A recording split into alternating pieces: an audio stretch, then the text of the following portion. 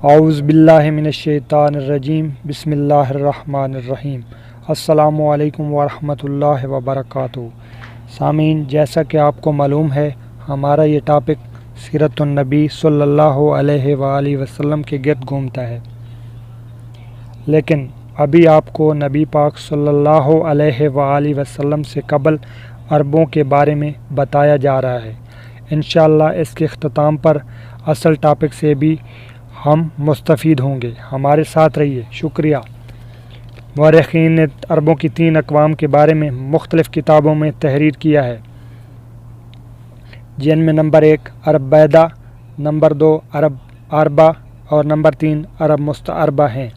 عرب بیدہ یہ عربوں کی قدیم قسم ہے۔ قوم عاد اور قوم سمود کا تعلق اسی قوم سے تھا۔ عرب عربہ یعنی قحطانی عرب کا اصل مسکن ملک یمن تھا۔ قحطانی عرب کے 2 قبائل حمیر اور کہلان بہت زیادہ مشہور ہوئے۔ حمیر قبیلہ، اس کی مشہور شاخیں دید الجمور، قداع اور سکاسک ہیں۔ قبیلہ کہلان ہمدان، انمار، تئی، مذہج، کندہ، لخم، جذام، ازد، اوس، خزرج اور اولاد جفنہ قبیلہ کہلان کی مشہور شاخیں ہیں۔ انہوں نے ملک شام کے اطراف میں حکومت قائم کی اور آل غسان کے نام سے مشہور ہوئے۔ عام کہلانی قبائل نے بعد میں یمن کو چھوڑ دیا اور جزیرہ عرب کے مختلف اطراف میں پھیل گئے۔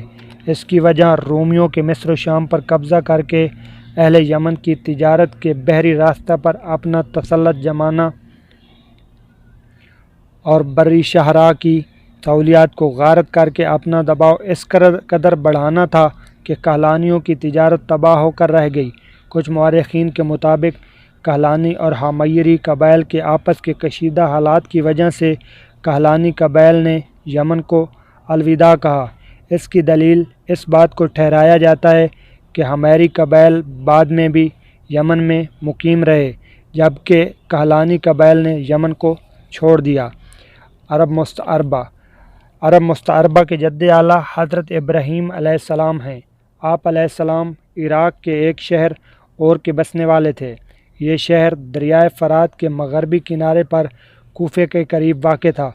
حضرت ابراہیم علیہ السلام یہاں سے ہجرت کر کے شہر خران تشریف لے گئے اور پھر وہاں سے فلسطین جا کر اسی ملک کو اپنی پیغمبرانہ سرگرمیوں کا مرکز بنا لیا اور دعوت و تبلیغ کے لیے یہیں سے اندرون و بیرون ملک مصروف رہے۔